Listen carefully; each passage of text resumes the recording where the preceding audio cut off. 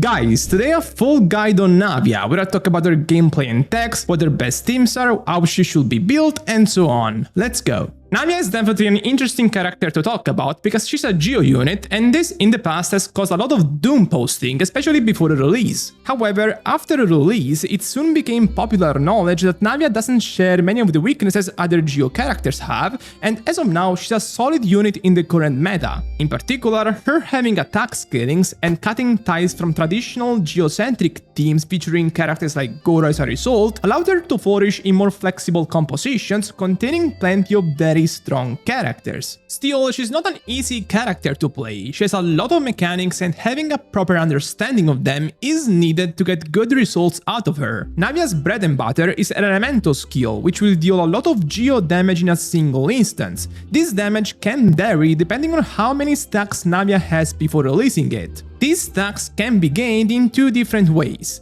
First, any character on the team picking up a Crystallite shard will give Navia a stack. Second, her elemental burst, which deals damage over time, will give Navia a stack every 2.4 seconds. The stacks can go up to 6 in total, and they power up Navia's elemental skill in a quite peculiar way. Specifically, the first 3 will increase the total number of hits the skill deals, while the remaining 3 will simply apply a damage bonus to it. The interesting part here is the first 3, because they represent the first caveat Navia has. If you use her skill while facing more than one opponent, you will notice that often it will hit all of them. By this, you might get misled into thinking that each of the hits has AoE properties and is hitting all of the opponents, but that's not what's happening here. Instead, each of the hits can only target one opponent, and the way this happens is quite random and partially out of your control. As a result, it's not like Navia has true AoE properties, it's more that in AoE situations, her single target damage gets split into multiple instances of lower damage. This makes her a character that is more single target oriented compared to somebody like Neuvillette or Arlecchino, for example. Moving on, the skill has a second interesting mechanic, which is tied to its cooldown. It has 2 charges, each of them having a 9 seconds long cooldown that can only be recovered one at a time. And what if I told you that this aspect, the charges specifically, allows her to use the skill 3 times in a 10 seconds window? Let's visualize it. You use the skill once and then a second time after, let's say, 4 seconds. After 10 seconds from using the first skill, the first charge will be ready again, so you can use the skill a 3rd time. This is great because it gives Navia a very powerful damage window, but it's not something you can always do. Let's visualize it again. After you're done with a 10 seconds long window where you use 3 skills, you go in with your supports and only enter the field with Navia 10 seconds later. At this point, she only has 1 charge of the skill ready, with the second having 4 or 5 seconds left on its cooldown. So you use the skill one time, wait 5 seconds for the second, but then the 3rd won't be available here, because now you have to wait 10 seconds from the time you use the second skill to use it again. As a rule of thumb, unless Navia has both the charges ready when her damage window starts, she won't be able to use the skill 3 times in that quick sequence. So it's not something she can always do, but still it's a very good burst of damage that you can decide to use whenever you're facing a particularly tough opponent or have a window against a boss, for example, free of pattern related restrictions. The last important part of her skill is that it gives all of her auto attacks Geo Infusion and 40% damage bonus for 4 seconds. Not the longest time for sure, but considering how many times you can use her skill in a rotation, it gives her quite lengthy field presence overall. These auto attacks, the normal attacks specifically, are not as strong as her elemental skill in terms of damage, but are still good enough in that sense that you want to look into what her best combos are. There are 2 options, either 3 chains of 2 normal attacks or 3 normal attacks dash 2 normal attacks. The chains of 2 normal attacks are better in terms of damage, but tighter in terms of execution time. I like it also because you get to do more dashes, which gives you more invulnerability frames and allows you to pick up more Crystallite shards during her combo. Lastly, her Elemental Burst, which as I mentioned before, is an attack that deals damage over time and also generates a stack every 2.4 seconds. It's something you want to use early in your rotation, so you can generate plenty of stacks for Navia for when she uses her first skill. Now, let's see her best teams, but first let me remind you that if you enjoy my channel but you haven't subbed yet, please consider doing so because it really makes me notice your support. So, teams-wise, a few things to keep in mind with Navia as a baseline. She gets a 40% attack bonus if she has 2 Pyro, cryo, hydro or electro teammates on her team. This means that, as I mentioned before, she doesn't really want to go on geocentric teams unlike someone like Itto for example, but rather she directly benefits from having some elemental variety on her teams. This gives her access to some incredibly strong teammates like Bennett, Furina, Yelan, and even some atypical ones like Xianyun, as I'll show you later in the video. However, it doesn't mean that she doesn't want Geo teammates at all on her teams. In fact, she benefits from having at least a Geo ally, because it allows her to get the Geo resonance effects, which are quite the buffs. Moreover, a Geo ally also means more Geo particles, so more energy, and more Geo application, which means more consistent crystallizes and higher damage for Navia as a result. In this lot, her possible supports will be Zhongli, Chiori, Albedo and Yingyang, which, by the way, I would also rank in this order in terms of usefulness for Navia. Zhongli, Chiori and Albedo specifically rank similarly in terms of offensive results at Constellation 0, but considering the immense defensive utility Zhongli provides, it's an easy victory for him here. On the other hand, Chiori starts to make a strong case at Constellation 1, where her damage gets high enough that she can be a strong contributor for the team. At Constellation 0, she's kinda just a more consistent Albedo, which isn't bad, but also not that impressive. As for the other slots on the team, you want at least one character that can consistently apply its element. It's easy to forget about it, but you need this to have constant crystallized generation. In particular, characters with long-lasting elemental abilities that can supply this for the full rotation are optimal. A favorite of mine is Double Pyro with Xiangling and Bennett.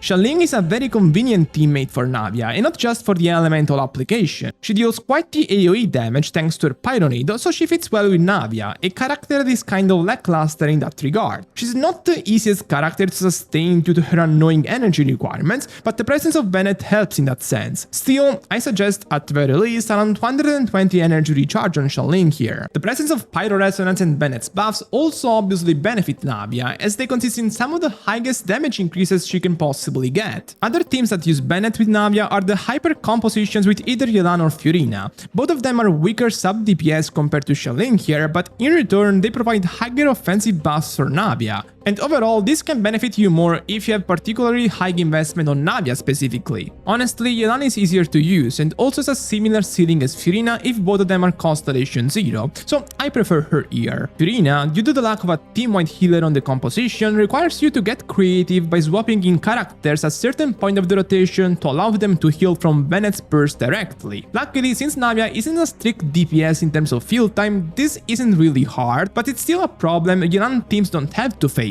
The real benefit Furina provides, however, is that she allows Navia to use the Marashuse set, which is a really strong option on her. Alternatively, if you don't want to use Bennett, there are a few other teams you can make. I understand if you're not the biggest fan of Bennett with Navia, because Navia is a melee character, so if she has to chase opponents a step out of her range, she will have to move out of Bennett's circle, and that kinda sucks. So, alternatives include teams filled with sub DPS, which lower Navia's damage responsibilities and remove all the restraints she has with Bennett by allowing more freedom of movement around the stages. Double Electro with Fischl and Yae, Double Hydro with Yelan and Xinzhou, Electro Charge with Yelan and Fischl, and so on. While they're not the strongest teams damage-wise, they're definitely quite comfy to use. There is also a Xianyun team you can make. Wait, what? An Anemo character supporting a Geo character? What the fuck are you doing, TGS? Xianyun is just that powerful, I guess. Remember, Navia buffs the damage of all of her Geo-infused attacks, and this includes the plunges as well. While it's not the most obvious fit, Navia actually does quite greatly in this team because as a Claymore character, her plunge animation is faster than others, so if executed well, she can do 4 plunges in 4 seconds, which is a lot of damage. Moreover, Xianyun is a team-wide healer, so her presence on a team makes Furina better, and that obviously massively benefits Navia. Lastly, I want to talk about a more natural type of usage, which is Navia as a sub-DPS. Since Navia does quite a lot of damage through her elemental burst and skills alone, she can do well in this role as a burst DPS alongside quick soap main DPS such as Nubillet, Arlecchino, Linne. Navia is definitely not the best option for them, nor this is the best option for Navia, but if you want to have fun with her while using other carries, this is viable, I guess. She can also use the Petra set in this role and pick up crystallizes of specific elements to become a good support for said carries. Artifacts wise, she has 2 main options, the Echoing Woods, so the set that provides damage bonuses if the holder has a Crystallite shield, or Marachaussee if Fiorina is on the team. Long story short, on Fiorina teams these two are basically equivalent, on other teams it's echoing woods all the way obviously. Golden Troop is a fine alternative, but only becomes competitive if you use Navia as a sub DPS that mostly deals skill damage. In terms of stats, energy-wise specifically, she has no particular requirements to use her burst every rotation, granted she has a Geo ally on the team.